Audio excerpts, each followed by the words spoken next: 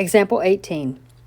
If the rate of excretion of a biochemical compound is given by f prime of t equals 0.04 e to the negative 0.04 t, Part A asks us to find f of t, and Part B says if 0 units are excreted at time t equals 0, how many are excreted at 10 minutes? So if we're going to find f of t, we're going to have to take the integral of f prime of t. So we're going to take the integral of 0.04 e to the negative 0.04 t dt. And so that's going to be 0.04 e to the negative 0.04 t divided by negative 0.04. So that's going to give us negative 1, or negative e to the negative 0.04 t, and don't forget plus c.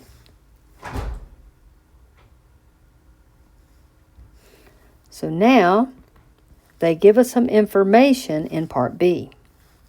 They tell us 0 units are excreted at time equals 0. So they tell us that if you put 0 into the original function, you should get 0. So we said our original function is negative e to the negative 0.04, and we're going to put time as 0, plus c is supposed to come out to 0. All right, so this is what we found for the original function, negative e to the negative 0.04 t plus some unknown constant. That, when evaluated at 0, has to come out to 0. So this is going to be negative e to the 0 plus c equals 0, and that's negative 1 plus c equals 0. So c equals 1. You have to be really careful and not assume that this y value is going to be your constant. It is not always true. Now that we have the entire original function, we know that f of t is negative e to the negative 0.04 t plus 1. We can find f of 10.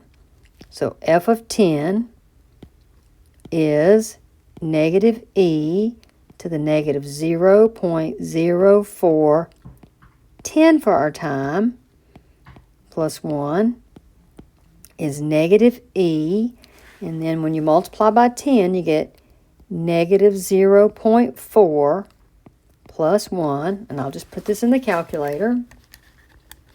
Negative e, that's second natural log on your calculator, to the negative 0.4, add 1 is 0.3297, and then depending on the number of places to round to, that could be 0.330.